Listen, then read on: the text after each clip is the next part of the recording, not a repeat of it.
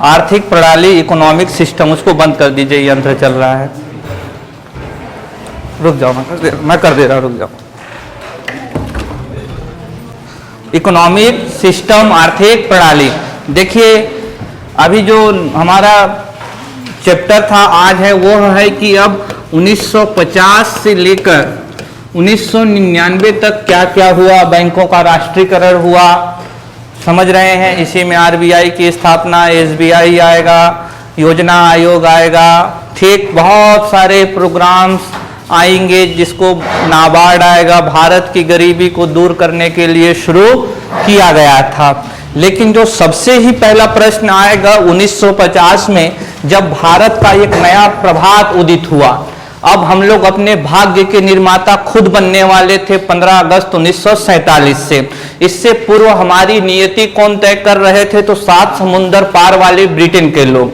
अब 15 अगस्त 1947 के पश्चात यह मौका था कि हम लोग अपनी नियति खुद तय करें कि हम कहाँ जाना चाहते हैं और कैसे जाना चाहते हैं। इन सारे प्रश्नों का उत्तर अब हमें स्वयं ढूंढना था, ठीक। तो इसमें जो सबसे पहला प्रश्न यह था कि भारत किस प्रकार के इकोनॉमिक सिस्टम को एडॉप्ट करे, किस प्रकार के आर्थिक प्रणाली को वह आत्मसात करे।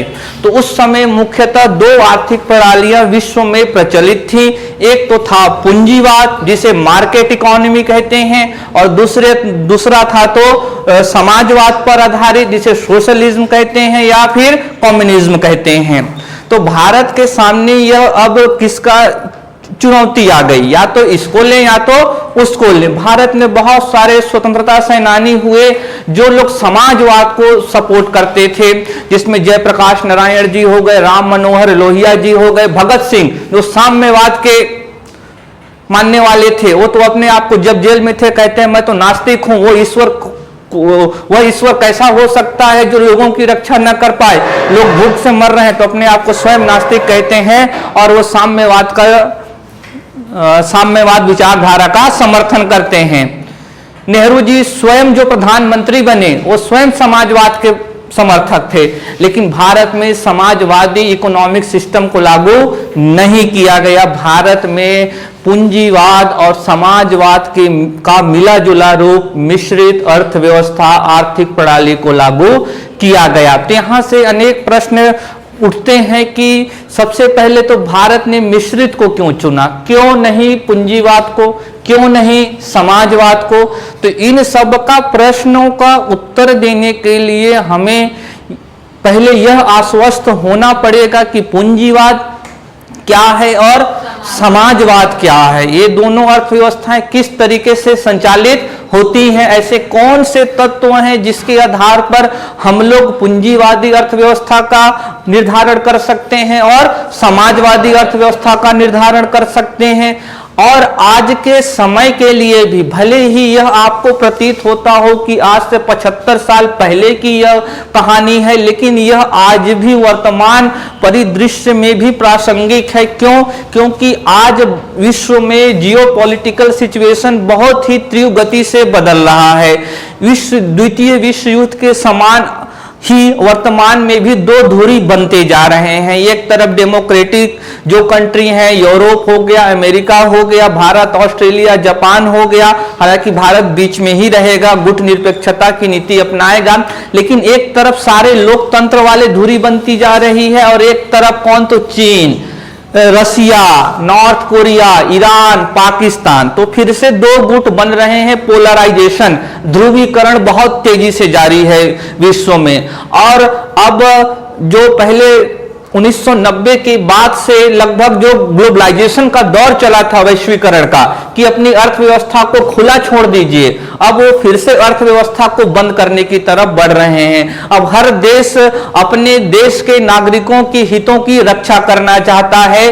तो अब हर देश में संरक्षणवादी विचारधारा पनप रही है। वो जो एक व्यवस्था थी जिसमें अपनी अर्थव्यवस्था को खुला छोड़ दें, अब उससे बात नहीं बन रही है। क्योंकि ये लोकतंत्र थे, जो डेमोक्रेसी वाले कंट्रीज थे, जिसमें पूरा यूरोप है, स्विट्जरलैंड, इटली, फ्रांस और जर्मनी और स्पेन और एक तरफ अमेरिका, कनाडा थे, इनमें बेरोजगारी बढ़ रही है। और बेरोजगारी जब बढ़ रही है, ऊपर से संसाधन की कमी होती जा रही है, तो वहां के जो स्थानीय लोग हैं, उन लोग बाहर से आने वाले लोगों का क्या करने लगे हैं, विरोध। जैसे छत्तीसगढ़ में देखिए, बिहार के आने वाले लोग, बिहार से जो लोग आ रहे हैं, उनके प्रति आवाज उठना धीरे धीरे जनमानस में शुरू हो रही है। तो ऐसे अनेक देशों में यह भावना उठ रही है कि बाहर के लोगों को यहाँ न आने दिया जाए। अखबार पढ़ते होंगे तो ऐसी खबर आती है आए दिन कि अभी ये जो अरब कंट्रीज है वहां पर और अफ्रीकन कंट्रीज है, वहां पर अस्थिरता का माहौल है, गृह युद्ध छिड़ा हुआ है, तो वहां लोग रहना नहीं चाहते हैं और वहां से जहाज भरकर कहां की तरफ निकलते हैं, यूरोप की तरफ। और जहाज की कैपेसिटी 50 लोग है, तो वहां तो उस जहाज में भरे हैं 250 लोग, और जो जहाज रास्ते में ही क्षतिग्रस्त हो जाता है। कभी कभी ऐसा भी होता है कि अभी वो 50 की कैपेसिटी वाली जहाज में 100 लोग हैं और वह स्पेन के तट पर पहुंचा और स्पेन वाले ने उसको अपने तट पर उतरने से मना कर दिया। अब वो 50 की कैपेसिटी वाला जहाज 100 लोग को लेकर कहां जाए, ऐसी भी स्थिति खबर आती है। और ऐसा हमारे साथ भी तो हुआ था। एक जहाज आजादी के समय 1912 में गया था कनाडा, वैंकूवर, वहां उतरने से मना कर दिया। फिर उसको कहां ले गया, जापान, और रास्ते में कुछ लोग मर गए थे, कोमा कुछ कैसे नाम है, कोमा, हाँ समझ रहे हैं। तो ऐसी स्थिति आती रहती है। तो विश्व में भी अब यह जो आर्थिक व्यवस्थाएं थी उनमें भी आमूलचूल परिवर्तन होना शुरू हो गए हैं। इसीलिए हमें भली भांति यह जान लेना चाहिए कि पूंजीवाद अर्थव्यवस्था क्या होती है और समाजवादी अर्थव्यवस्था क्या होती है, और इन दोनों के मिश्रण से मिश्रित अर्थव्यवस्था की विशेषताएं क्या होंगी। ठीक, तो आज हम लोग का विषय क्या है, तो आर्थिक प्रणाली को जानना कि इकोनॉमिक सिस्टम क्या है। इकोनॉमिक सिस्टम को जानेंगे सर्वप्रथम, तत्पश्चात इसका वर्गीकरण करेंगे। वर्गीकरण 3 रूप में होएगा, एक पूंजीवाद होएगा, एक समाजवाद होएगा और एक मिश्रित अर्थव्यवस्था। बहुत प्रकार के प्रश्न आते हैं और अखबार में भी इन शब्दों का बार बार प्रयोग किया जाता है और हमें खबर सही तरीके से समझ में नहीं आ पाती, क्योंकि हमारे मस्तिष्क में पूंजीवाद का कंसेप्ट क्लियर नहीं है और ना ही हमारे पास समाजवाद का कंसेप्ट है। तो इसीलिए वो पूरी खबर हमें सही तरीके से समझ में नहीं आती है। तो उसमें भी आपकी सहायता हो जाएगी और ये सिद्धांत आपको अभी दिखाई देंगे, ये सिद्धांत आपको दिखाई देंगे अखबार में, क्योंकि अब यह मुख्य धारा की बहस का हिस्सा हो गया है। तो आर्थिक प्रणाली को लेकर जिक्र करते हैं। तो मान लीजिए कि यह क्या है, एक मानव है। यह क्या है, एक मानव। ठीक, अभी मानव है तो मानव की क्या होती हैं, कुछ आवश्यकताएं होती हैं। मानव की कुछ आवश्यकताएं होती हैं, जैसे कि रोटी, कपड़ा, मकान, मोबाइल और शिक्षा, स्वास्थ्य, पेयजल, ड्रिंकिंग वाटर, और last but not the least मनोरंजन। मनोरंजन के बिना भी कोई मानव जीवित नहीं रह सकता है। गब्बर सिंह भले ही जंगल में रहता था, लेकिन वहां भी महबूबा गुलशन में गुल खिलते हैं, वहां भी नृत्य होता ही था। गब्बर सिंह को भी मनोरंजन की आवश्यकता थी ही। तो ये सारी चीजों को मानव की क्या होती हैं, आवश्यकताएं होती हैं। अब इन सब चीजों को ये पूरा करना चाहता है, इन सभी आवश्यकताओं को क्या करना चाहेगा, पूरा करना चाहेगा। क्यों करना चाहेगा? अगर ये आवश्यकताएं नहीं पूरा होंगी तो मानव को क्या होएगा, पीड़ा होएगा। और क्या होएगा, कष्ट। जैसे अगर रोटी नहीं मिला तो भूख का कष्ट है, भूख की पीड़ा है। कपड़ा नहीं है तो लज्जा की पीड़ा है। ठीक, मकान नहीं है तो फिर आप बारिश में रहेंगे, धूप में रहेंगे, ठंड में रहेंगे। तो अगर ये और मनोरंजन नहीं हुआ तो चिड़चिड़ापन आएगा, आपके मन में उबासीपन आएगा मस्तिष्क में। तो इन सारी आवश्यकताओं को मानव पूरा करना चाहता है। और जब ये आवश्यकताएं पूर्ण हो जाती हैं तो हमें क्या मिल जाती है, तृप्ति मिल जाती है। भोजन खाते हैं तो क्या कहते हैं, क्या मिल गई, तृप्ति मिल गई। समझ ले तो मानव का सहज प्रवृत्ति ही है कि अपनी आवश्यकताओं को पूरा करने की चेष्टा रखना। ठीक, अब अगर इनको ये पूरा करना चाहता है तो इसे क्या करना होगा? कार्य। इसे क्या करना होगा? कार्य। कार्य करेगा। अब कार्य क्या कर सकता है? या तो किसी वस्तु का उत्पादन करेगा या तो किसी सेवा का उत्पादन करेगा। जैसे वस्तु यानी गुड्स और सर्विस का प्रोडक्शन करेगा।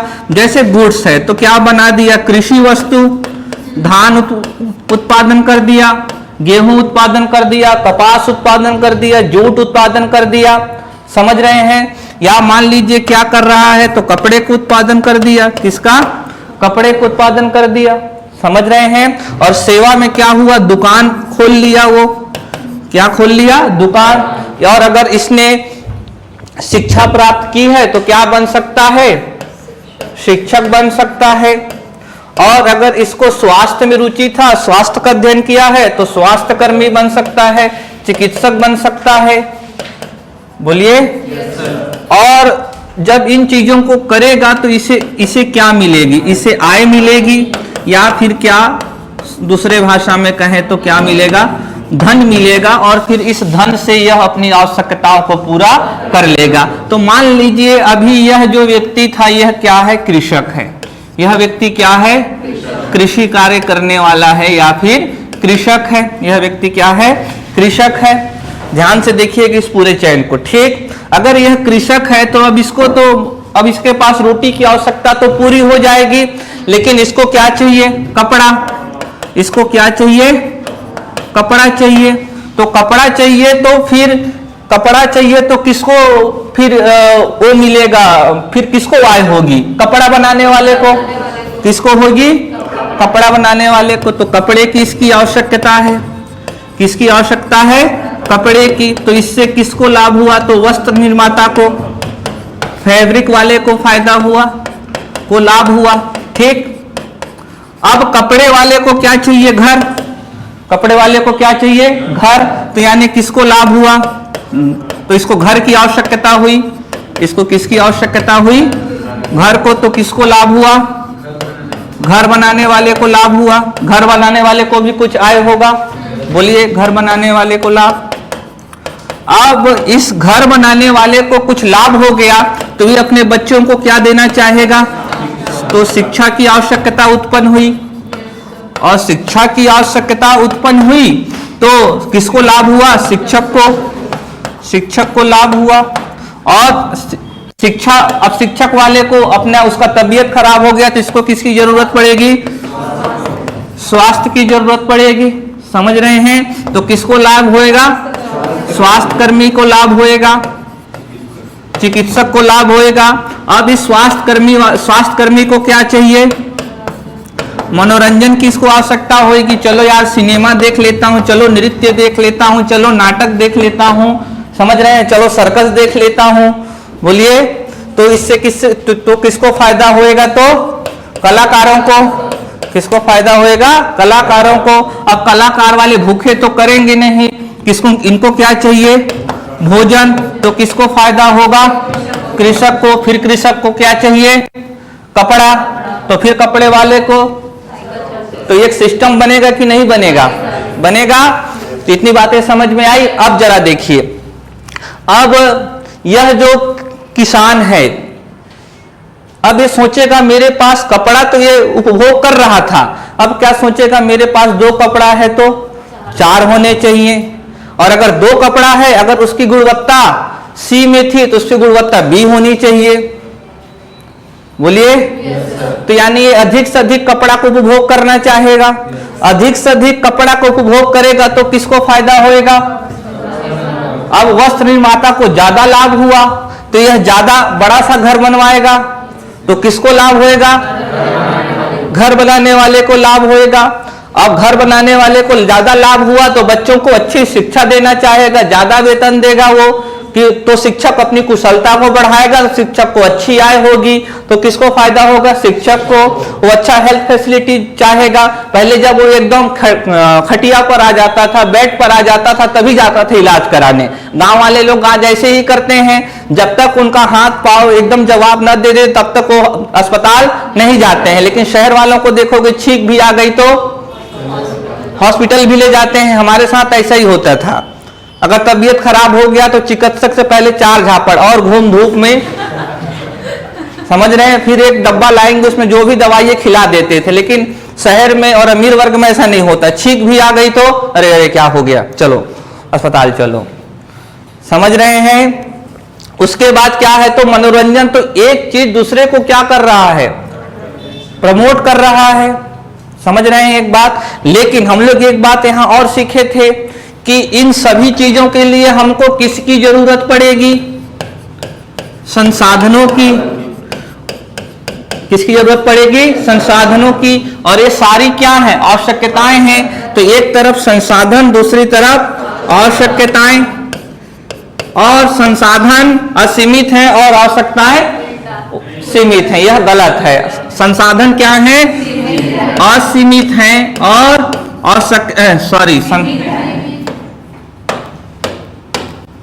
संसाधन सीमित है और यही प्रमुख क्या थी? आर्थिक समस्या थी। आर्थिक समस्या, इकोनॉमिक चैलेंजेस पर भी बात किए थे कि प्रॉब्लम है क्या? संसाधन सीमित है लेकिन आवश्यकताएं क्या है? अंतहीन है, असीमित है, अनंत है। ये जो आवश्यकताएं हैं इनकी विशेषता क्या है? ये अनंत है, समझ रहे हो। अब संसाधन क्या हो गए? सीमित हो गए। आवश्यकताएं क्या हो गई? असीमित। तो यानी इस पूरे फ्लो को क्या करना होगा? कंट्रोल करना होगा। अगर संसाधन असीमित होते तो सरकार पूरा छोड़ देती, या कंट्रोल करने की हमें ज्यादा जरूरत नहीं पड़ती। लेकिन अब रिसोर्सेस क्या हैं? सीमित हैं और आवश्यकताएं असीमित है। तो इसको क्या करना पड़ेगा? नियंत्रित करना पड़ेगा। और नियंत्रित करने जाएंगे तो एक सिस्टम डेवलप्ड होगा। उस सिस्टम को ही क्या कहेंगे? इकोनॉमिक सिस्टम कहेंगे। तो समझ में कुछ बातें आ रही कि आर्थिक प्रणाली है क्या? पहले तो मैं समझाने का प्रयास कर रहा हूं, समझ पाए। तो पहली इकोनॉमिक प्रणाली की पहली विशेषता क्या हो गई कि संसाधन सीमित है, रिसोर्सेस लिमिटेड है और नीड्स अनलिमिटेड है। तो इसको प्रबंधित करने के लिए, इसको मैनेज करने के लिए एक व्यवस्था जन्म लेती है, उसी व्यवस्था को आर्थिक प्रणाली कहते हैं। तो एक विशेषता समझ में आया क्या इस चक्र से? अभी जरा देखिए, लिखवाएंगे, पहले यहां देख लीजिए। हाँ, जितना लिख पाते हैं लिख लीजिए।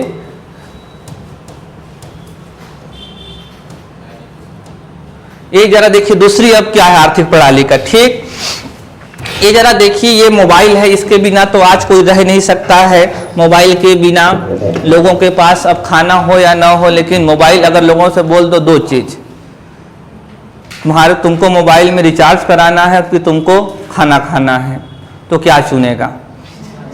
पक्की बात है रिचार्ज को चुनेगा, क्योंकि खाना तो सोचेगा मैं तो फिर मेरे को शाम को तो फिर भूख लग जाएगी, लेकिन रिचार्ज तो मेरा 1 महीने तक चलेगा और मैं खाना खा लिया तो शाम तक करूंगा क्या?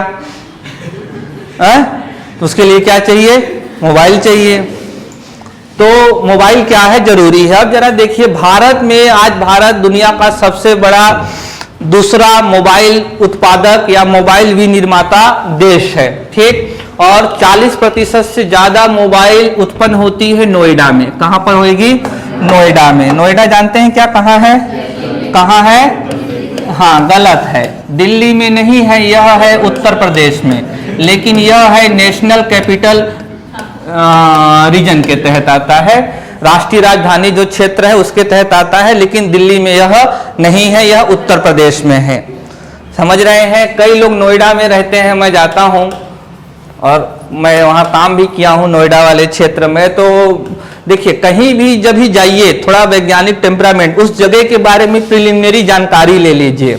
नहीं लोगों जानकारी, समस्या होगी। बिलासपुर जा रहे हो तो बिलासपुर की डिस्ट्रिक्ट वेबसाइट खोलिए, आधे घंटे लगेंगे उस वेबसाइट में आपको बिलासपुर की जानकारी लेने में। उससे क्या होगा, जो भी गतिविधि करेंगे आप उसमें क्या हो जाएगी, आसानी हो जाएगी कि कौन चीज कहाँ है, किस प्रकार का भूगोल है इस राज्य का।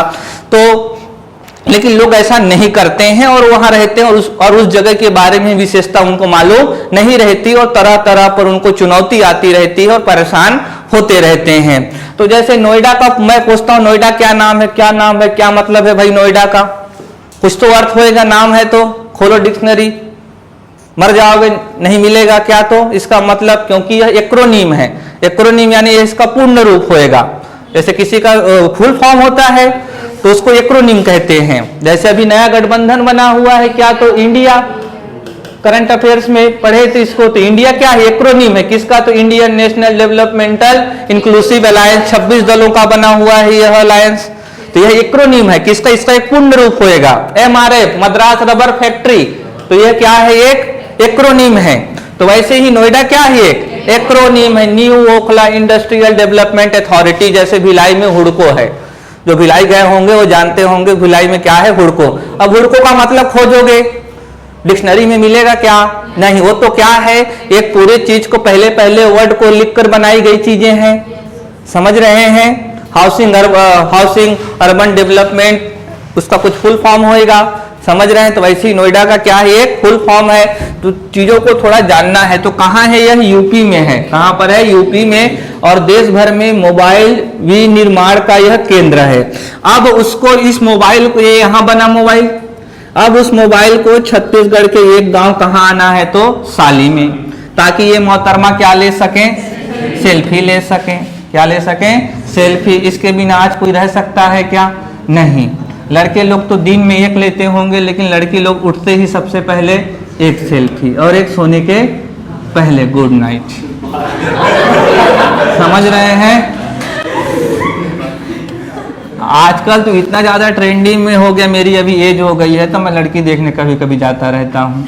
तो क्या क्या बना लेती हैं जी, मैं तरह तरह का सेल्फी लेते वक्त मुंह बना लेती हूँ। तो इस तरीके के भी बताते रहते। अब उसको यहाँ से इस साली गांव में पहुंचना है, इस साली गांव में पहुंचना है। तो यह आसान दिख रहा होगा यहाँ पर तो, लेकिन ये आसान मेरे ही गांव के पास में है। ठीक, गांव के नाम बहुत अजीब अजीब रहते हैं। एक का तो काला बकरा, और भी कई तरीके के नाम रहते हैं अजीब अजीब। खैर, ये जो अब यहाँ से यहाँ तक की जो यात्रा है, उत्पादन से लेकर उपभोग तक, यहाँ क्या हुआ, प्रोडक्शन, यहाँ उसका क्या हुआ, कंजप्शन। तो इसके लिए भी हमें एक क्या चाहिए, प्रणाली चाहिए। इसके लिए भी हमें क्या चाहिए, एक व्यवस्था चाहिए कि उत्पादन से लेकर उपभोग तक की यात्रा यानी डिस्ट्रीब्यूशन कैसे हो। तो इकोनॉमिक सिस्टम के जनरेट होने की दो महत्वपूर्ण विशेषताएं हो गई। पहला तो एक ये हो गया कि संसाधन सीमित है, संसाधन सीमित है और आवश्यकताएं असीमित है, आवश्यकताएं असीमित है, आवश्यकताएं असीमित है। अब हम लोग ये भी सीखे थे कि अगर संसाधन सीमित हैं और आवश्यकताएं असीमित हैं, तो फिर यहाँ से एक चुनौती उत्पन्न हो जाती है कि संसाधनों का चयन कैसे करें, संसाधनों का चयन कैसे करें। यानी कि एक ही संसाधन से दो या तीन चीजें बन सकती हैं। भूमि को इंडस्ट्री के लिए दें कि किसानों के लिए दें, बोलिए। अब जैसे बताए थे कि एक कंपनी क्या चाहती है, बांध बन जाए, लेकिन किसानों के लिए वहां उनकी भूमि डूब जाएगी। तो अभी अगर आवश्यकताएं असीमित हैं और संसाधन सीमित हैं, तो प्रश्न फिर किसका आ जाता है, चयन का, सिलेक्शन का।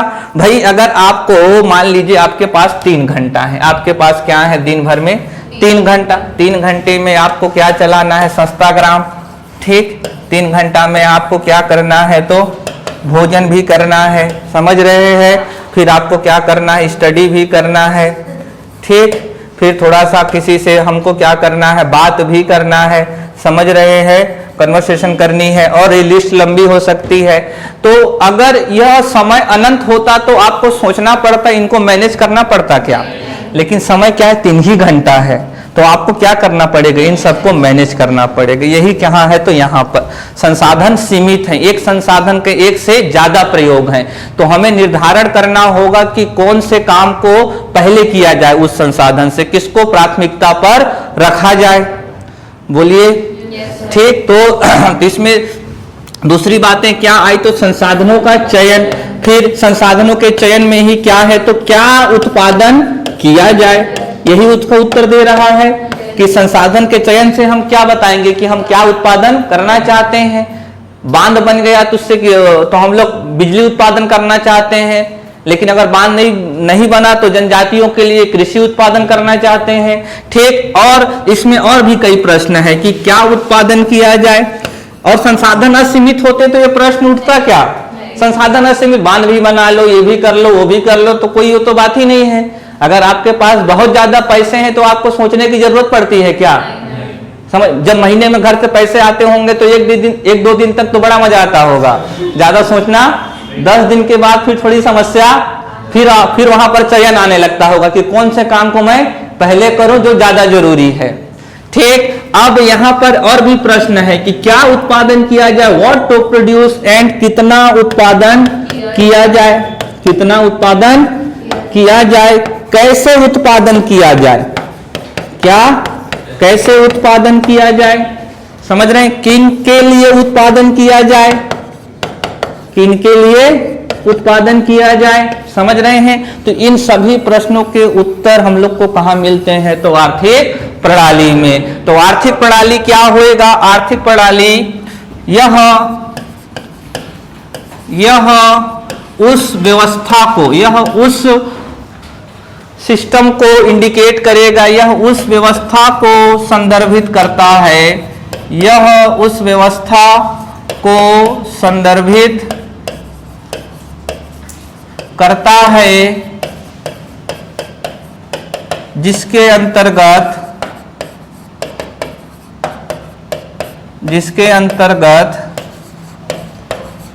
किसी अर्थव्यवस्था का संचालन किया जाता है, किसी अर्थव्यवस्था का संचालन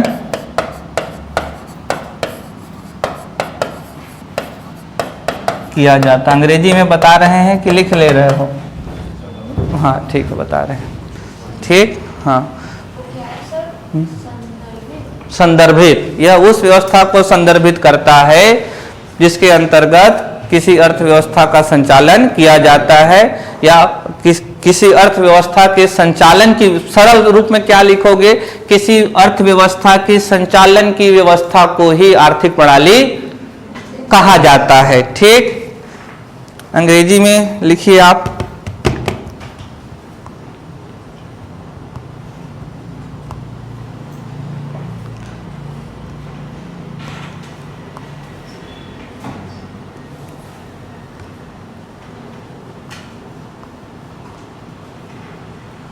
कुछ बातें समझ में आई क्या, कि क्या है इकोनॉमिक सिस्टम।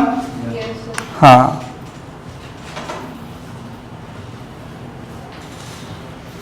बता रहे हैं ना दोस्त,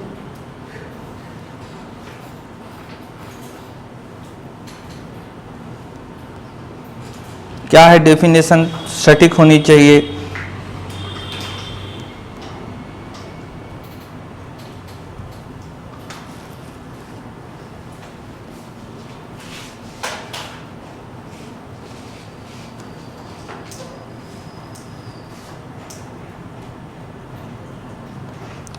लिखिए, the system by which economic activities are conducted in a country is called economic system. The system by which economic activities are conducted in a country is called economic system. The system by which economic activities are conducted in a country is called economic system. हो गया, लिख लिए। ठीक, एक नीचे किसी प्रख्यात अर्थशास्त्री की परिभाषा लिख, आ जाइए, अगर आना हो तो आ जाइए। नहीं आना है, ठीक है। नहीं, मुझे लगा उस दिन के कारण कोई लोग अब अंदर ही ना आ रहे हो, तो ऐसा भी हो सकता था, इसीलिए। प्रोफेसर एजे ब्राउन के अनुसार, प्रोफेसर एजे ब्राउन के अनुसार, प्रोफेसर एजे ब्राउन के अनुसार, प्रोफेसर एजे ब्राउन के अनुसार आर्थिक प्रणाली एक माध्यम है, आर्थिक प्रणाली एक माध्यम है जिसके द्वारा, आर्थिक प्रणाली एक माध्यम है जिसके द्वारा लोग अपनी जीविका का उपार्जन करते हैं।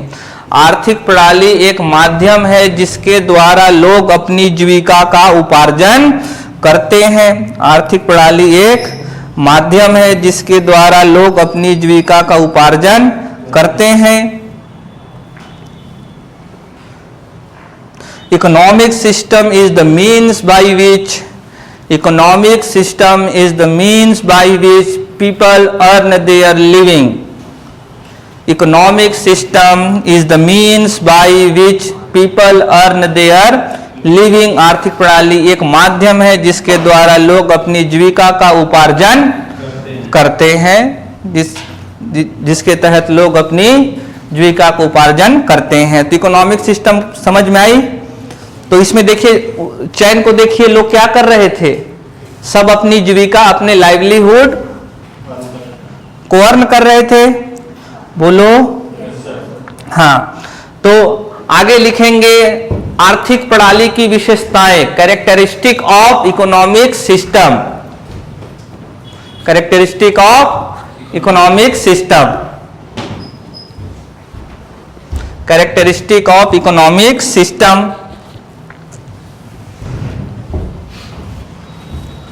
देखिए, कैरेक्टरिस्टिक, विशेषताएं, विशेषताओं में आमतौर पर बच्चे थोड़ा इसके सही अर्थ को समझने में भूल कर जाते हैं। विशेषताओं में आप सकारात्मक और नकारात्मक दोनों बातें हैं।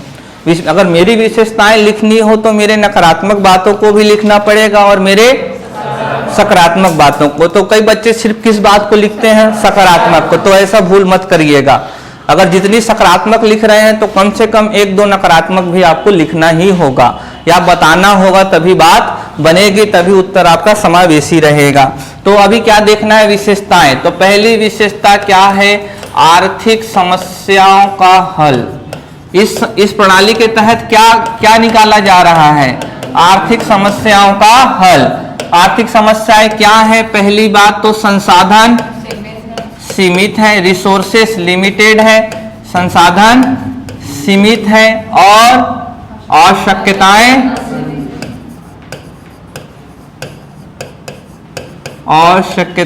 असीमित हैं, आवश्यकताएं असीमित हैं। और संसाधनों का चयन, ये भी एक प्रमुख समस्या है, संसाधनों का चयन। तीसरी समस्या, क्या उत्पादन किया जाए, क्या उत्पादन किया जाए, क्या उत्पादन किया जाए, कितना उत्पादन किया जाए, बोलो कितना उत्पादन किया जाए, कैसे उत्पादित किया जाए, इन सबको सीखे थे कि नहीं। कैसे उत्पादन करना भी जरूर, तभी वस्तु मशीनों का समावेशन जरूरी है, टेक्नोलॉजी का इंक्लूजन करना यहाँ जरूरी है, तभी हमारे प्रोडक्ट क्या बन पाएंगे, दक्ष बन पाएंगे और दूसरे देशों की वस्तुओं से प्रतिस्पर्धा कर पाएंगे, अन्यथा नहीं हो पाएगा। कितना उत्पादन किया जाए और हाँ, किनके लिए उत्पादन किया जाए, कैसे उत्पादन किया जाए और किनके लिए उत्पादन किया जाए।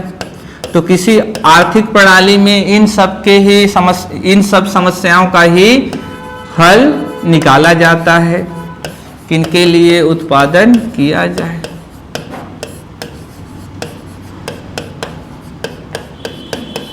ठीक, दूसरी बात, अब देखिए सब पॉइंट हैं, ठीक, इस बिंदु के ये उप बिंदु हैं।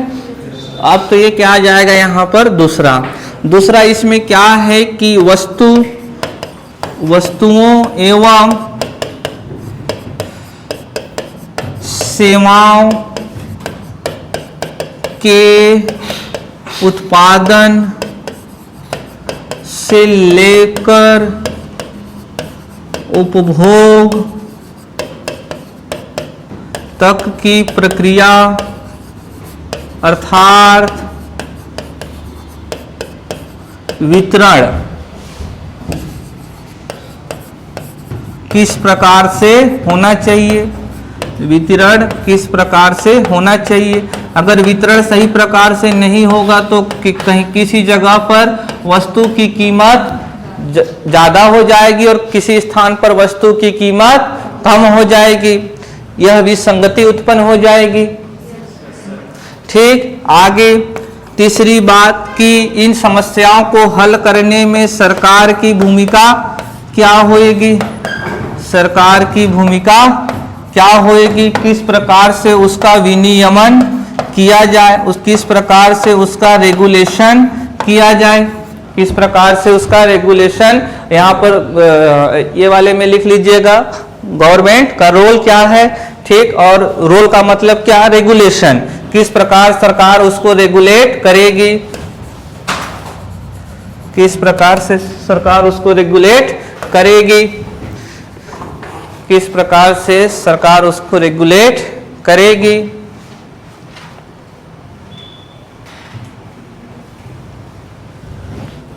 कुछ बातें स्पष्ट हो पा रही हैं। तो इस तरीके से इन्हीं समस्याओं के उत्तर के लिए या इन्हीं समस्याओं के हल के लिए क्या बनाया जाता है, आर्थिक प्रणाली बनाया जाता है। ठीक, समझ गए।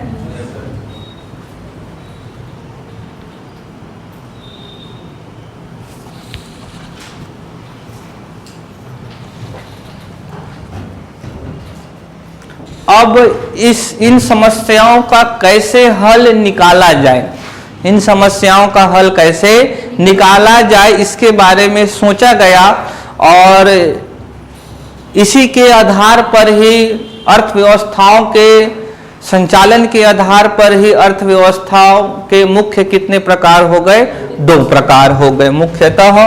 अब देखिए तो संसाधनों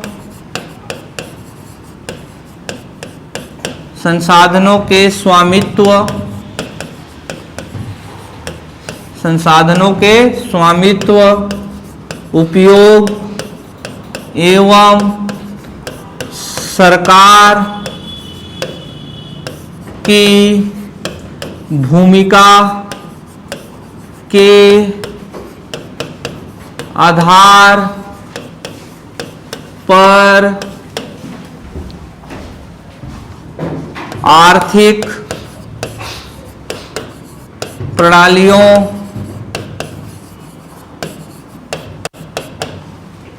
का वर्गीकरण, क्लासिफिकेशन के लिए हमें आधार की जरूरत पड़ती है। तो इसका आधार क्या है, संसाधनों का स्वामित्व किसके पास है, उपयोग किस प्रकार से होता है और सरकार की भूमिका क्या है। इन 3 चीजों के आधार पर अर्थव्यवस्थाओं को कितने भागों में बांट दिया जाएगा, तो 2 भागों में। कितने भागों में, 2 भागों में। एक हो जाएगी क्या, तो पूंजीवाद। ठीक, एक क्या हो जाएगी, तो पूंजीवाद, कैपिटलिस्ट।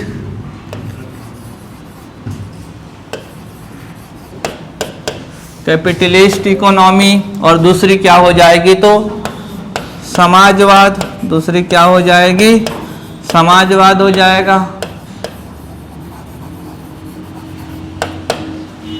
ठीक, और इन दोनों के मिश्रण से, इन दोनों के मिश्रण से क्या बन जाती है, तो मिश्रित अर्थव्यवस्था। इसको चाहो तो ऐसे अलग से भी बना सकते हो, लेकिन मिश्रित अर्थव्यवस्था में कुछ गुण किसके रहते हैं, पूंजीवाद के, और समाजवाद में कुछ गुण किसके, मिश्रित अवस्था में कुछ गुण समाजवाद के, कुछ गुण पूंजीवाद के। ठीक, तो ये क्या हो जाएगी, मिक्स्ड इकोनॉमी।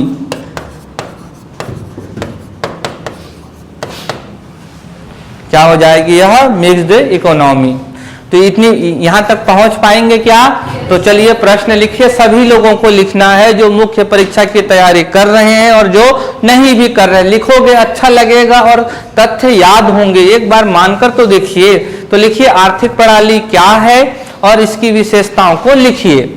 आर्थिक प्रणाली क्या है, what is economic system and right it's characteristic. आर्थिक प्रणाली क्या है, इसकी विशेषताओं को लिखिए। जितने भी 3-4 विशेषताएं लिख पाए, 1-2 लिख पाए, जैसे भी लिख पाए, लेकिन लिखना चाहिए आप लोगों को मेरी समझ के अनुसार। ठीक, तो कितने प्रकार की व्यवस्थाएं हो गई? 2 प्रकार की। इन व्यवस्थाओं का जन्म क्यों हुआ? क्योंकि आर्थिक समस्याओं को हल करना था कि उत्पादन से लेकर उपभोग तक की यात्रा किस प्रकार होनी चाहिए, और संसाधन सीमित हैं और आवश्यकताएं असीमित हैं, तो ये संसाधनों के प्रबंधन की आवश्यकता होगी कि क्या उत्पादन किया जाए, कितना उत्पादन किया जाए, कैसे उत्पादन किया जाए, किनके लिए उत्पादन किया जाए, स्वामित्व किस प्रकार का होएगा, सरकार की भूमिका क्या होएगी। तो इन्हीं सब का उत्तर कौन देता है? आर्थिक प्रणाली। और इन सबको प्रबंधन करने के तरीके पर, संसाधनों के स्वामित्व के आधार पर, उपयोग करने के तरीके के आधार पर और सरकार की भूमिका के आधार पर कितने भागों में बांट दिया जाता है? 2 भागों में बांट दिया जाता है। एक कैसी अर्थव्यवस्था हो गई? पूंजीवादी अर्थव्यवस्था हो गई, और दूसरी समाजवादी। और इन दोनों, और एक ऐसी अर्थव्यवस्था होती है जिसमें दोनों के गुण होते हैं, उसको क्या कहते हैं? मिश्रित अर्थव्यवस्था या फिर मिक्स्ड इकोनॉमी कहते हैं। ठीक, ये कुछ फ्लो चार्ट है, इसको देख लेते हैं। संस्थाओं की प्रकृति द्वारा अर्थव्यवस्थाओं के प्रकार। पूंजीवादी अर्थव्यवस्था, अभी इसको अलग से पढ़ेंगे। उत्पादन के सभी साधन निजी संपत्ति हैं, लेकिन समाजवादी में उत्पादन के सभी साधन राज्यों के स्वामित्व में है। तो यानी अगर मैं इस देश में रहता हूं तो जो भी मेरे पास है उस पर हक क्या रहेगा? मेरा। उसका स्वामी कौन रहेगा? मेरा। मैं इसी देश से अगर इस देश में चले जाऊं तो यहाँ पर मेरा स्वामित्व नहीं रहेगा। स्वामित्व किसका रहेगा? सरकार का रहेगा। और तीसरा प्रकार क्या है? मिश्रित अर्थव्यवस्था, सार्वजनिक और निजी स्वामित्व का सह-अस्तित्व। देखिए दोनों के गुण आ रहे हैं कि नहीं? इसमें कुछ स्वामित्व निजी व्यक्तियों के पास में रहेगा और कुछ स्वामित्व सरकार के पास में रहेगा। ये बहुत प्रासंगिक विषय है बच्चों।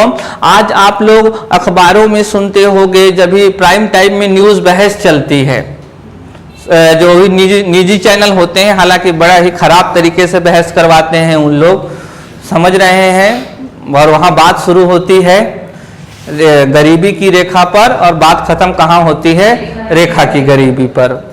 बहस कुछ और होता है, मुद्दा कुछ और हो जाता है। उसमें देखोगे दोनों पक्ष बोलते रहते हैं, कोई चुप नहीं होता, कोई सुने या ना सुने लेकिन चुप नहीं होते, उनको सिखाया जाता है।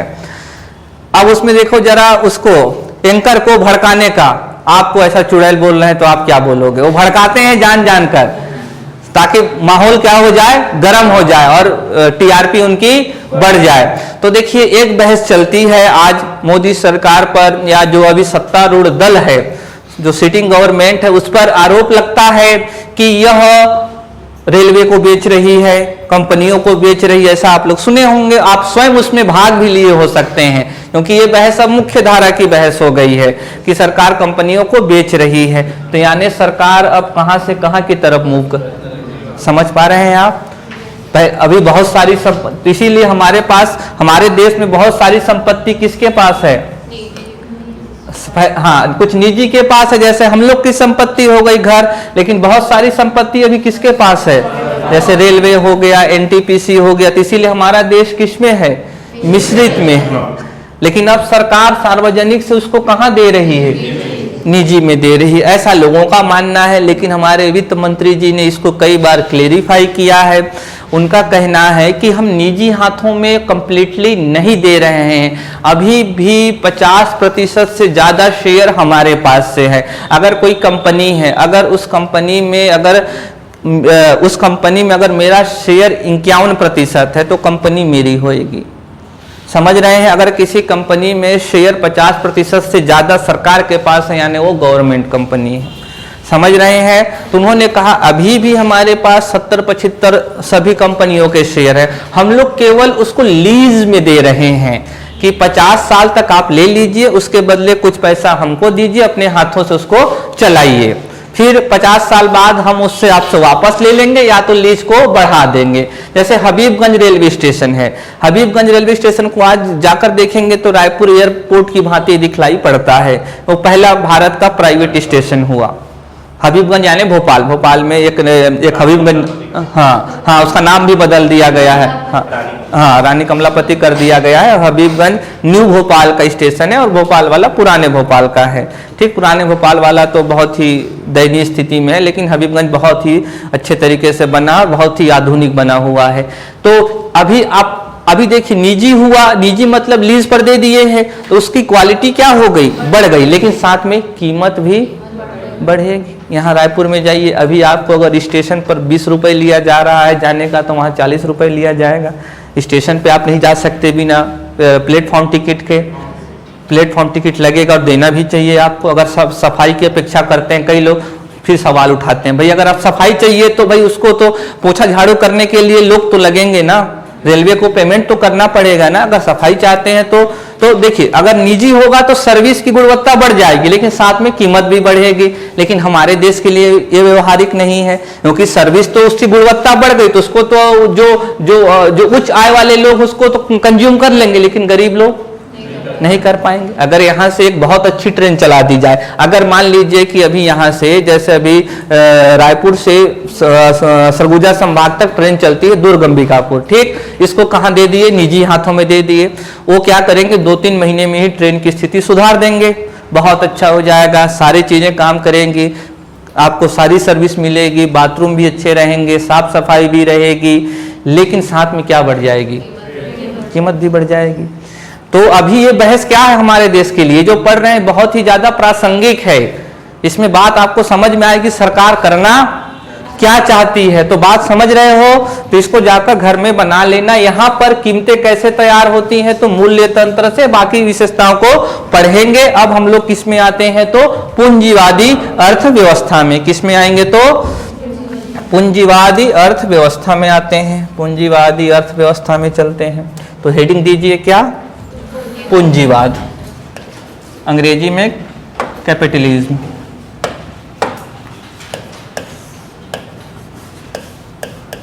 पूंजीवाद, पूंजीवाद, capitalism.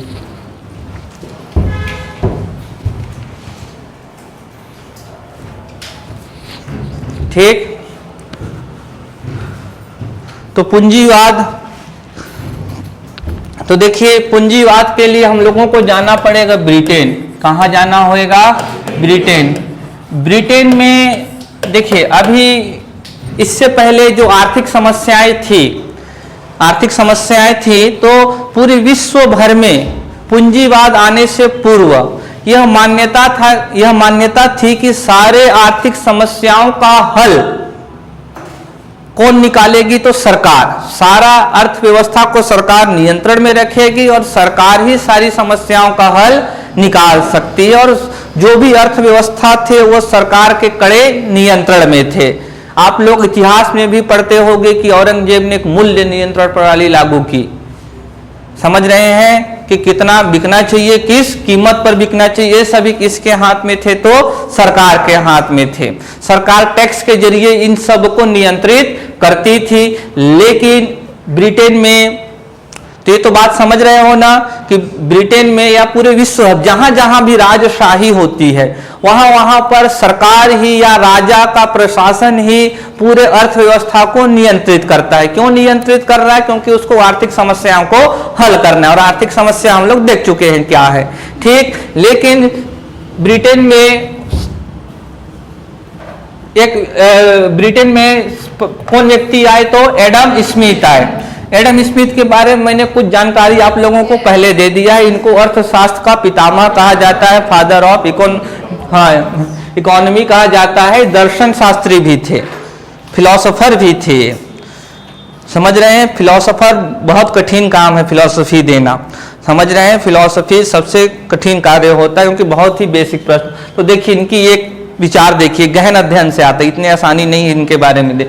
Man is an animal that makes bargains, no other animal does this, no dog exchange bones with। तो साझाकरण हम बार बार कहते हैं, सामुदायिकता, सहकारिता किसकी भावना है? मानव की, और यही मानव को दूसरे जंतुओं से अलग करता है, तभी हम लोग इतने आगे चल पाए। पहले मानव ही दूसरे मानव को मारकर खा जाता था, मानव भक्षण, लेकिन उनको एहसास हुआ कि हम लोगों को आपस में इकट्ठा होने चाहिए, तब उन्होंने दूसरे जानवरों को नीचे कर पाए और खुद आगे बढ़े। आज कुत्ते लोग रोड नहीं बनाते हैं आने जाने के लिए, हाथी रोड बनाता है, वो भी तो झारखंड के छोटा नागपुर पठार से। ये छत्तीसगढ़ का मैप है, देख रहे हो, ये देखिए अभी हाथी विचरण क्षेत्र, यहाँ ये झारखंड है, ये क्या है? झारखंड, छोटा नागपुर का पठार। यहाँ से हसदेव अरण्य होते हुए यहाँ पर बांधवगढ़ जाते हैं। अब इसके लिए इन्होंने रोड बनाया हुआ है क्या? इनके पास गाड़ी है क्या? लेकिन हमारे पास क्या है? हम भी तो जंतु हैं, हम भी कोशिकाओं के समूह हैं, हाथी भी, लेकिन हम लोगों ने एक साथ जुड़ा, और एक साथ जुड़ने से हम लोगों में सुरक्षा आई और हम लोग क्या किए? प्रगति किए। तो एडम स्मिथ का यह विचार जीवन में आपकी मदद कर सकता है। जब भी कोई बड़े लक्ष्य की प्राप्ति करनी हो तो आपको एक साथ जुड़ना होगा, तभी उस लक्ष्य की प्राप्ति हो पाती है। तो ब्रिटेन में 1776 में एक किताब लिखी गई, और उस किताब को किसने लिखा? तो एडम स्मिथ ने। किसने लिखा? एडम स्मिथ ने। किताब का नाम क्या है? तो an inquiry into into the nature and cause of the of the wealth of nation. इन्होंने किताब लिखी, ठीक। इन्होंने इस किताब में क्या कहा, ध्यान से सुनिए। मैं कुछ चीज जिक्र किया हूं पहले, क्योंकि ये बहुत बड़ी इनकी किताब है और पहले जिक्र कर दिया हूं, थोड़ा अब आसानी होगा। देखिए, पहली बार ही इसको कहते तो बात समझ में नहीं आती, लेकिन आप लोगों को किताब के नाम याद थे और उन व्यक्ति का भी नाम याद था। तो इस बात से समझ लो, अब ज्ञान भी चरणगत होता है, एक बार में कोई चीज पूरी नहीं सीखी जा सकती है। तो बात मान रहे हो ना? हाँ, अभी जरा देखिए, इस किताब में इन्होंने बहुत सरल सी, इस किताब का अगर निचोड़ निकालें, इन्होंने जो ये किताब लिखा है इसका निचोड़ निकाले तो ये कहते क्या है कि कोई भी व्यक्ति हो, ये कहते हैं कि हर व्यक्ति में स्वहित साधने का प्राकृतिक गुण ही होता है। कोई व्यक्ति क्या चाहता है? अपना हित चाहता है। हर व्यक्ति का एक प्राकृतिक गुण है, वो क्या है? तो सेल्फ इंटरेस्ट। क्या है? तो स्वहित साधना चाहता है। कौन? तो कोई भी व्यक्ति। और यह व्यक्ति का क्या है? प्राकृतिक गुण है। प्राकृतिक गुण या मतलब यानी इसको किसने दे दिया है? प्रकृति ने। और प्राकृतिक गुण है मतलब कोई इससे वंचित नहीं रह सकता है। अगर मानवीय गुण होता तो किसी को मिलता, किसी को, लेकिन यह क्या है? तो यानी जो इस प्रकृति में होएगा उसमें ये रहेगा, चाहे कोई भी इस दुनिया में। इन्होंने कह दिया तो, और डार्विन महोदय भी कहते हैं, सिगमंड फ्राइड महोदय भी, दुनिया में ऐसा कोई भी जंतु नहीं है जिसमें कीड़े को भी देखो तो भागता है, वो उसको मारने जाओ तो अपनी जान बचाने को। मच्छर को भी देखिए तो भागने का प्रयास करता है। हर कोई अपने हित को चाहता है। चींटी भी चाहती है कहीं ना कहीं से एक चीनी का टुकड़ा मिल जाए। चीनी मतलब शुगर, शक्कर, ठीक। शुगर का क्या मिल जाए? नहीं, चीनी से क्या है, कई लोग चाइना समझ लेते हैं, कई लोग चीनी मिट्टी का बर्तन न समझ लें। तो इसीलिए क्या, तो फिर शुगर। तो हर एक प्राकृतिक वस्तु में क्या रहती है? स्वहित। कई दार्शनिक तो ऐसे हुए, वो कहते हैं निर्जीव वस्तुओं में भी क्या रहती है? स्वहित। जैसे कि ये पोडियम क्या है? मार रहा हूं, नहीं टूट रहा है, तो ये क्या कर रहा है? अपना हित को बचा रहा है। That is called stress. क्या कहते हैं उसे? हाँ, स्ट्रेस कहते हैं। और यहाँ पर स्वहित, तो बात समझ गए। और बोले फिर उसके बाद निचोड़ देखिए इस किताब का। वो बोले हर एक व्यक्ति में क्या होता है? स्वहित को साधने का गुण होता है, और इस गुण के लिए वह कार्य करता है, और इसी से उसके जीवन में क्या आती है? प्रॉस्पेरिटी उसके जीवन में कब आएगी? जब उसमें क्या रहेगा? स्वहित को साधने की इच्छा होगी। तो बोले इस दुनिया में हर व्यक्ति का क्या है? तो स्वहित को साधने की इच्छा, और उसी से उसके जीवन में क्या आती है? तो समृद्धि आती है। तो उन्होंने बोला आप छोड़ दीजिए, आप नियंत्रण मत करिए, सरकार को कहा। अल्टीमेटली आप चाहते क्या है कि आपकी अर्थव्यवस्था ऊपर जाए, लेकिन अगर आप कंट्रोल करोगे तो अर्थव्यवस्था आपको ऊपर नहीं जाएगी। हर व्यक्ति कार्य करना चाहता है क्योंकि उसी में उसकी क्या है? समृद्धि।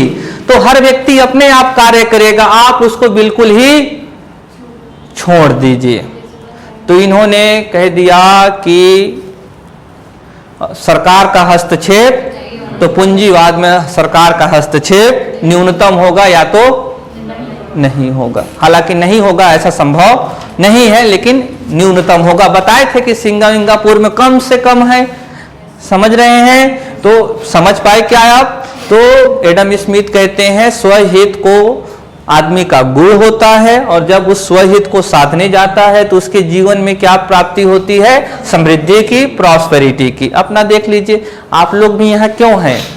स्वहित के लिए, ताकि आपको क्या मिल पाए? नौकरी, और ये सब आप क्यों चाहते हैं? आपके जीवन में क्या आए? समृद्धि आए, प्रॉस्पेरिटी आए, इसीलिए है। तो बोले मत करो नियंत्रण, छोड़ दो मार्केट को, सब लोग अपने हित के लिए साधेंगे तो समृद्धि अपने आप आएगी। अब मैं अपने हित साधने जा रहा हूं, मेरे में समृद्धि आई, आप जा रहे हैं आप में समृद्धि आई, आप जा रहे हैं आप में समृद्धि, तो पूरे राष्ट्र की समृद्धि होगी कि नहीं होगी? इन्होंने बस वो कह दिया। बात को समझ रहे हैं? दूसरी बात, तो ये तो पूंजीवादी अर्थव्यवस्था के जनक ही कौन है? तो एडम स्मिथ। कौन है? एडम स्मिथ है। कौन है? Adam Smith. अब जरा देखिए, इनके किताब का एक बहुत बड़ा कंसेप्ट क्या है? तो एन इनविजिबल हैंड बताए थे इसके बारे में, इनविजिबल हैंड। अब जरा देखिए उस चैन में आइए, उस चैन को बनाए हो? इस चैन को बनाओगे तो ये बहुत बड़ा कंसेप्ट आपके सदैव साथ में रहेगा। अब जरा देखिए इस चैन में है क्या? इस चैन में जरा, इस चैन को आइए जरा देखिए। एक व्यक्ति ने सिर्फ क्या सोचा? मुझे क्या पूरा करना है? ठीक, तो इससे बल किसको मिला? तो कपड़े वाले को। भाई इसको अब भोजन तो मिल गया, कृषक था ये, लेकिन कपड़े की आवश्यकता थी, तो कोई सोचा होगा मैं क्या बनाता हूं, क्योंकि उसको आवश्यकता है। और कपड़े वाले से किसको बल मिला? और शिक्षा, फिर इस घर वाले से शिक्षा को, और शिक्षा वाले से स्वास्थ्य कर्मी को, और स्वास्थ्य कर्मी से कलाकारों को मिला, मनोरंजन का प्रदर्शन करने वालों को मिला। तो यहां पर देखोगे कि एक की गतिविधि से दूसरे की गतिविधि क्या हो रही है? त्वरित हो रही है, यानी कि एक्सीलरेट हो रही है। क्या हो रही है? एक्सीलरेट हो रही है। और प्रख्यात और दुनिया को बदलने वाले विज्ञानी, साइंटिस्ट न्यूटन महोदय, सर आइजक न्यूटन महोदय, और जेठालाल भाई जिसे नूतन महोदय कहते हैं, नूतन महोदय के अनुसार, नूतन महोदय कहते हैं अपने द्वितीय नियम में कि अगर किसी भी वस्तु में अगर त्वरण है तो उस वस्तु में होना चाहिए बल। अगर किसी वस्तु में त्वरण है तो उसमें होना चाहिए क्या? बल। F = ma, संपूर्ण क्लासिक मैकेनिक्स का आधार, न्यूटन का द्वितीय नियम। अब हमें क्यों बता रहे हैं आपको तो जानना चाहिए, पेपर में आता है, बेसिक साइंस का पार्ट है यह 10वीं तक का। अब इसको अगर गणित जानते होगे तो F0 कब हो सकता है? देखिए ये तो बात न्यूटन महोदय ने कह दिया, अगर फोर्स होगा तो त्वरण होगा, त्वरण होगा तो फोर्स होगा। तो यहां पर क्या हो रहा था? त्वरण, तो यहां कोई बल होना चाहिए। अब वो देखिए जरा, अब देखिए मास कभी किसी का 0 नहीं हो सकता है, मास कभी किसी का 0 नहीं हो सकता है। अगर आप अंतरिक्ष में जाएंगे तो आपका द्रव्यमान बदल जाएगा? नहीं, भार बदलेगा, द्रव्यमान तो वही रहेगा, वेट बदल जाएगा। समझ रहे हो? लोग कह देते हैं द्रव्यमान, तो ये सब पूछा जाता है, चंद्रमा पे जाओगे तो द्रव्यमान बदलेगा कि भार बदलेगा? पेपर में आता है बेसिक साइंस में, समझ रहे हैं? तो मास कभी नहीं बदलता, मास मेरा आंतरिक गुण है, मैं जहां जाऊंगा मास मेरे साथ जाएगा, मेरा ये धर्म है, मेरा ये नेसेसरी पार्ट नहीं, मेरा ये एसेंशियल पार्ट है। 2 वर्ड आते हैं, नेसेसरी अलग हो सकता है, अगर एसेंशियल वाला पार्ट अलग कर दोगे तो उस वस्तु मर जाएगी। अगर रबड़ में से अगर आप उसका लचीलता दूर कर दो, रबड़ नहीं रस्सी बन जाएगी। तो लचीलता क्या है? एसेंशियल पार्ट है रबड़ का, समझ रहे हो। अगर स्प्रिंग में वो हटा दोगे तो स्प्रिंग होगा क्या? वो नहीं हो जाएगा। तो एसेंशियल पार्ट यानी उस गुण के बिना उस वस्तु की कोई पहचान नहीं है। तो वैसे ही यहां पर मास किसी वस्तु का एसेंशियल पार्ट होता है। अब देखिए, अब ये तो ए जीरो नहीं हो सकता यार। अब फोर्स जीरो कब हो सकता है? जब ए जीरो हो। और अगर ए जीरो नहीं हुआ तो यानी बल कुछ न कुछ आएगा। तो यानी अगर एक्सीलरेशन जीरो नहीं है तो कुछ न कुछ बल होगा। तो अगर यहां पर त्वरण हो रहा है तो यहां पर कुछ न कुछ क्या होगा? बल होगा। बोलो। लेकिन वो बल हमको दिखाई नहीं देता है। लेकिन हम लोग यहाँ देख रहे हैं कि किसान की गतिविधि ने त्वरित किसको कर दिया? कपड़े वाले को। और कपड़े वाले के त्वरित ने शिक्षा वाले को, शिक्षा वाले ने स्वास्थ्य वाले को, स्वास्थ्य वाले ने कलाकार को। तो एक की गतिविधि से दूसरी की गतिविधि त्वरित हो रही है, और त्वरित हो रही है तो वहां पर कोई ना कोई बल होना चाहिए। और बल है लेकिन हमें दिखाई नहीं दे रहा है, इसीलिए उस बल को क्या करते हैं? Unseen forces. क्या कहेंगे? Unseen forces. और अनसीन फोर्सेस को ही एडम स्मिथ ने क्या कहा था? यहां तक लाना चाह रहा था। आप लोग बोले सर अचानक से अर्थशास्त्र से कहां विज्ञान में चले गए। समझ रहे हैं? मैं बताना चाह रहा था कि त्वरण होएगा, कभी आ गया। इनविजिबल हैंड क्या है? तो invisible hand is a metaphor for unseen forces. Metaphor का मतलब रूपक। यह किसका रूपक है? तो अदृश्य बल का। अदृश्य बल कहां? कि एक दूसरे को क्या कर रहा है? बल कर रहा है। बल दिया कि नहीं दिया? अब वो बैठा था व्यक्ति, उसको लगा उसको क्या जरूरत है? कपड़े की। तो वो क्या चला गया? उठ गया, चलो मैं क्या बनाता हूं? कपड़ा। और न्यूटन के तीसरे नियम से, पहले नियम से तो कोई वस्तु तब तक नहीं हिल सकती जब तक उसमें कोई बल न लगे।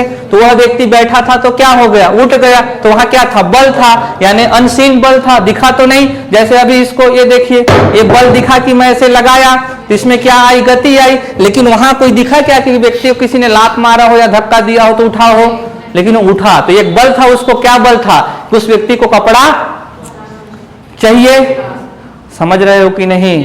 तो उस अनसीन फोर्स को एडम स्मिथ ने क्या कहा? तो इनविजिबल हैंड। कि एक व्यक्ति का कार्य दूसरे को क्या करेगा? प्रमोट करेगा, प्रोत्साहित करेगा। और अर्थव्यवस्था अपने आप कहां की तरफ जाएगी? ऊपर की तरफ जाएगी। समझ रहे हैं बात को? ठीक। तो पूंजीवाद का समस्त आधार क्या है? तो एडम स्मिथ। कौन है? तो एडम स्मिथ। इन्होंने कहा सरकार आप कुछ मत करो, सब कुछ कहां छोड़ दीजिए? लोगों के हाथ में। उनका हर व्यक्ति का प्राकृतिक गुण है स्वहित को साधना, और स्वहित को साधने जाएगा तो उसके जीवन में समृद्धि आएगी, और उसकी समृद्धि से दूसरा व्यक्ति को भी बल मिलेगा, फिर दूसरे से इस तरीके से पूरा राष्ट्र ऊपर की तरफ या राष्ट्र में समृद्धि आ जाएगी। ठीक, बोलो, इतनी बातें समझ गए? ठीक।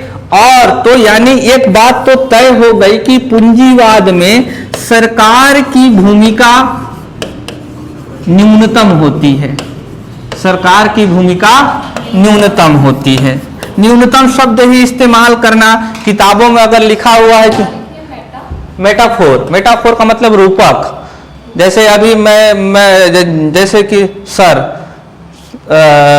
सत्तू sir is a metaphor of knowledge, ज्ञान के रूपक है। ऐसा मैं एग्जाम्पल दे रहा हूँ, ऐसा मैं मान नहीं रहा हूँ भाई, मैं तो मात्र एक लोटा भर जानता हूँ एक समुद्र वाले, समझ रहे हो? तो मेटाफोर मतलब क्या? रूपक। इज इक्वल्स टू, समझ रहे हैं? सेंटेंस में कैसे यूज करेंगे? हाँ, बहुत सरल सी बात है। अदृश्य बल को ही एडम स्मिथ ने इनविजिबल हैंड की संज्ञा प्रदान की। ये तो अंग्रेजी में इनके लिए लिख दिए थे। ठीक। सरकार की भूमिका देखिए, कई किताबों में क्या लिखा रहता है?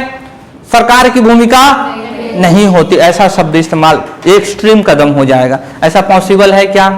कोई देश बिना सरकार के रह सकती है क्या? नहीं रहेगी। सरकार कुछ न कुछ तो करेगी, लेकिन वो मिनिमम हो सकती है। समझ रहे हैं? तो सरकार की भूमिका क्या रहती है? न्यूनतम होती है।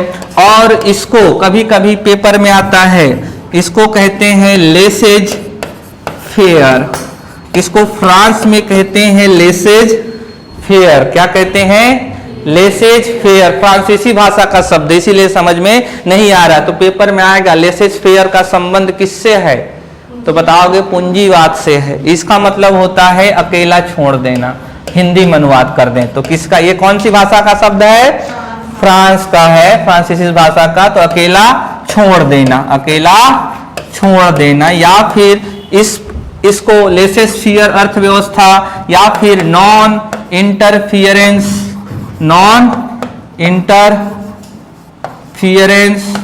इकोनॉमी भी कहते हैं। क्या कहेंगे? अब इसके नाम क्या हो गए? Capitalism economy, non interference economy, laces fair economy, Hindi में पूंजीवादी, लेसेज फेयर अर्थव्यवस्था और नॉन इंटरफियरेंस।